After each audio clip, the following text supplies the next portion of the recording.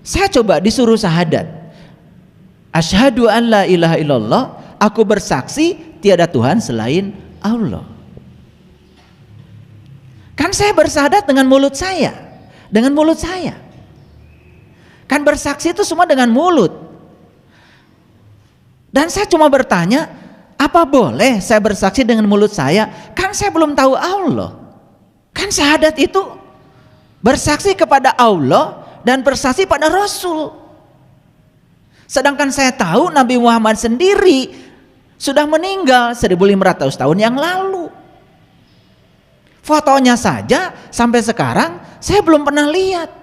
Sementara saya harus bersyahadat kepada beliau. Coba saya ini, kalau kalian kan gak seperti saya.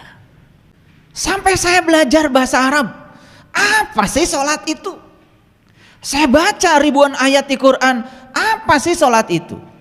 Ya, hampir banyak orang yang seperti saat itu saya menganggap sholat itu suatu kewajiban yang di dalamnya saya akan dapat pahala dan kemudian itu akan memasukkan saya ke surga. Itu aja. Padahal di Quran jelas Quran mengatakan bahwa sholat bukan tujuan. Sholat itu instrumen.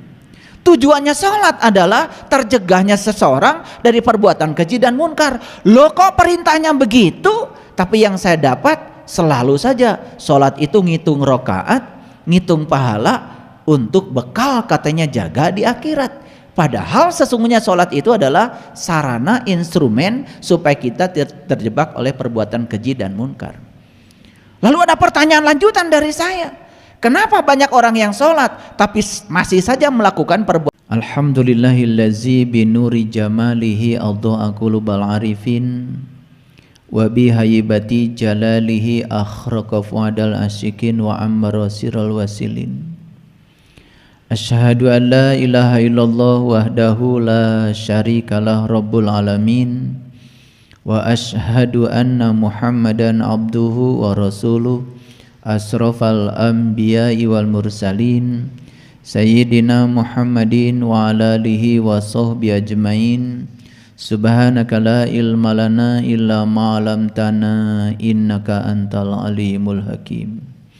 Subhanakallahumma rabbana wa bihamdika asyhadu an la ilaha illa anta astaghfiruka wa atubu ilaik. Astaghfirullahaladzim, astaghfirullahaladzim, astaghfirullahaladzim. Allazi la ilaha illa huwal hayyul qayyum wa atubu ilaik min jami'il ma'asi wa dhunub. La haula wa la quwata illa billahil aliyyil azim. Segala puji hanya milik Allah, sang kehadiran, sang keberadaan. Dia senantiasa bersama kita, memenuhi seluruh ruang dalam diri kita. Kita tinggal dalam tubuhnya, kita tinggal dalam perutnya Allah. Dia memeluk kita setiap saat, memenuhi seluruh kebutuhan kita, meminjamkan kehidupan lewat nafas kita dari ruang semesta tanpa batas ini. Selama ini barangkali kita hanya terpesona melihat sesuatu tanpa memandang. Padahal yang disebut dengan materi sesungguhnya adalah ruang kosong.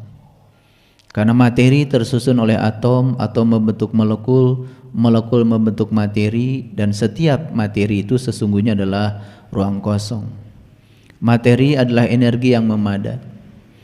Makanya Allah meliputi semuanya, meliputi semua yang di luar, meliputi semua yang di dalam. Tidak ada satu materi pun yang tidak diliputi olehnya. Semoga kesadaran ini sudah terbangun dalam diri kita. Oleh karena itu Allah memberikan izin kepada kita lewat tubuh kita untuk menyaksikan kecerdasan semesta tanpa batas yang meliputi seluruh ruang kosong ini dengan menunjukkan cahaya di atas cahayanya. Karena dari semua bentuk energi yang gampang untuk disaksikan adalah cahaya. Oleh karena itu jangan heran kalau pencapaian spiritual di tingkat awal yang diawali oleh semua para nabi, para rasul adalah menghadirkan dan menyaksikan cahayanya. Beruntung para sahabat yang sudah diterangi pohon zaitun yang kegelapan dalam diri ini, sehingga pohon zaitunnya sudah terang benderang, bodhisatwanya sudah terang berang, sehingga kita bisa mengalami maulid setiap saat di setiap ruang dan waktu. Bagi orang yang berkesadaran, maulid bukanlah peringatan yang diperingati setahun sekali, tapi maulid itu adalah lahirnya kesadaran kita setiap saat. Dan kalau kita sadar sesungguhnya di setiap ruang dan waktu, tubuh kita itu bukan tubuh yang kemarin. Pada saat saya memberikan pelatihan sholat khusyuk kemarin, ada sahabat yang bertanya pada saya, "Ayah, kenapa waktu saya pelatihan sholat khusyuk bulan yang lalu dengan saya ikut pelatihan khusyuk yang sekarang kok rasanya berbeda? Dan sekarang rasanya saya bisa menunggal, bisa menyatu, walaupun cuma 1 rakaat saya melakukan sholat." Jawaban saya sederhana, kamu tidak sadar bahwa sesungguhnya saya 2 bulan yang lalu dengan saya yang hari ini sudah bukan Saiful yang sama. Kesadaran saya sudah berbeda. Secara fisik, secara fisiologi, atom-atom penyusun tubuh saya sudah bukan yang lalu lagi. Bahkan Saiful yang kemarin dengan Saiful yang hari ini sudah berbeda. Jadi jangan heran kalau saya berbicara ayat yang sama, kemudian kalian mendapati kesadaran yang berbeda. Itulah yang disebut dengan lapisan-lapisan langit, lapisan-lapisan kesadaran yang tidak pernah akan ada habisnya. Oleh karena itu beruntung mereka yang sudah menemukan kecerdasan yang melampaui pikiran dalam dirinya. Dan orang-orang yang berbicara hanya menggunakan pikirannya, makanya bicaranya akan rugi. Karena apa? Dia hanya mengulang-ulang yang dia tahu. Tetapi orang yang berbicara melampaui kecerdasan pikirannya, masuk intelijensianya, masuk alam kesadarannya, mengakses alam-alam yang tinggi yang ada dalam dirinya. Saat dia bicara pun dia dialiri oleh ilmu-ilmu baru. Itu perbedaan orang sadar dengan orang yang belum sadar. Oleh karena itu mari kita berterima kasih pada semesta yang telah meminjamkan kehidupan kepada kita, yang sekarang hadir sebagai detak jantung kehidupan semesta dan sekarang mengalir sebagai energi lembut dalam tubuh kita. Mari kita hening sesaat dan rasakan keberadaannya, rasakan kehadirannya. Dan pada saat yang sama mari kita puji Dia bersama-sama membaca hamdalah. Alhamdulillahi rabbil alamin. Mari kita mohon izin dan berkahnya, semoga Allah membukakan pintu kecerdasan yang melampaui pikiran, sehingga hari ini kita akan dialiri, dihujani ilmu-ilmu yang akan melewati intuisi kita. Dan kita sapa asmanya dengan kelembutan dan cinta seraya membaca basmalah. Bismillahirrahmanirrahim. Atas namamu ya Allah yang maha pengasih dan maha penyayang, bukakanlah pintu kecerdasan kami. Alirilah kami dengan pengetahuan sejati yang akan menjadi syafaat bagi kami, yang akan mensejahterakan lahir batin kami. Amin. Topik kita kali ini seperti yang sudah saya share di grup, berhasil mentertawakan diri sendiri. Siapapun yang hari ini berhasil mentertawakan dirinya sendiri, itu tandanya dia tumbuh. Dan siapapun yang hari ini hanya sibuk mentertawakan orang lain, itu tandanya dia mati. Jadi untuk membedakan orang hidup dengan orang mati sederhana. Orang hidup itu tandanya berhasil mentertawakan diri sendiri, sedangkan orang mati tandanya tidak bisa mentertawakan dirinya, habis seluruh waktunya hanya untuk mentertawakan orang lain. itu cirinya tumbuh. Dan ciri tumbuh itu berubah. Sesuatu disebut tumbuh kalau berubah. Kemarin itu berupa biji, kemudian keluar tanda-tanda kehidupan dari biji, dan besok sudah jadi batang, besok keluar daun, besok lagi sudah menghunjam akarnya, besok lagi sudah menjadi pohon yang rindang. Itu ciri tumbuh. Dari mana tumbuh itu dimulai? Tumbuh itu dimulai pada saat kita sukses mentertawakan diri kita sendiri. Karena kita terlalu lama mentertawakan orang lain.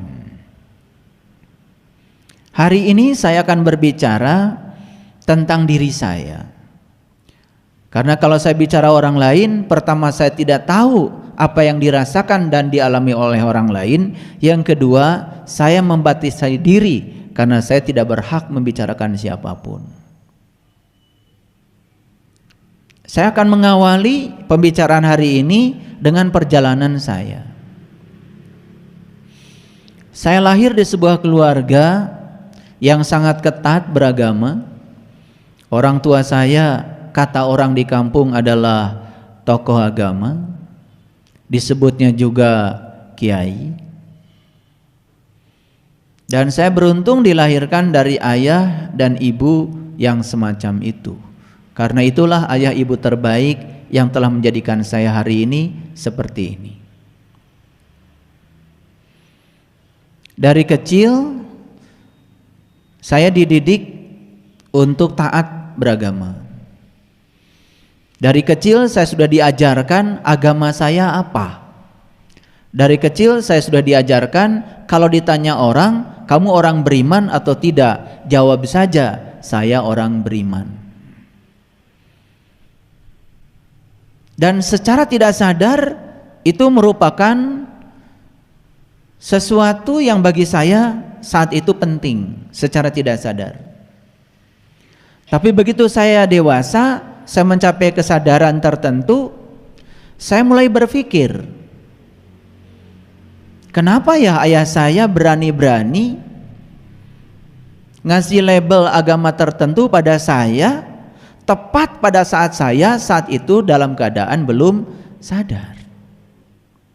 Saya tidak pernah ditanya oleh orang tua saya, kamu mau beragama apa? Kalau kalian, saya nggak tahu. Makanya saya tidak mau cerita kalian, saya cerita saya. Dan siapapun tidak boleh menggugat saya, karena saya cerita saya. Jadi saya tidak pernah ditanya, saya mau beragama apa, mau ngambil jalan mana, tidak. Karena orang tua saya beragama X, maka saya pun agamanya adalah X. Pada saat saya kecil, ya saya merasa saya sebagai pewaris. Tapi ketika saya dewasa, apa iya saya sudah beragama X yang sebenar-benarnya? Atau sekedar saya mewarisi label yang ada pada orang tua saya? Dan secara otomatis kan, kalau saya beragama X, maka ada runtutan yang mengikuti saya, termasuk ritual-ritual agama yang saya anut. Akhirnya saya seperti robot, nih saya seperti robot, ya, menjalankan semua ritual, menjalankan semua aktivitas agama, ya persis seperti yang dilakukan oleh orang tua saya. Dan pada saat itu, saya mulai belasan tahun, saya mulai banyak bertanya sama orang tua saya. Pertanyaan-pertanyaan yang sangat alami, tidak dibuat-buat, yang lahir dari kecerdasan saya sendiri. Harusnya kan boleh. Karena kecerdasan itu diberikan Tuhan memang untuk supaya kita cerdas. Dan saya terus terang saja, setiap saya bertanya secara bebas menurut kehendak kecerdasan saya tidak pernah mendapat jawaban yang memuaskan. Bahkan lebih banyak orang tua saya marah pada saya. Hanya bertanya yang sederhana saja, sebetulnya Allah itu apa?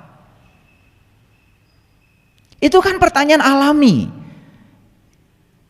Hak asasi saya yang harusnya dipenuhi kan oleh orang tua, tapi saat itu saya tidak mendapatkannya. Ketika orang tua saya mengatakan kalau berdoa itu coba menengadahkan tangan ke atas. Dan saya tanya orang tua saya, kenapa saya harus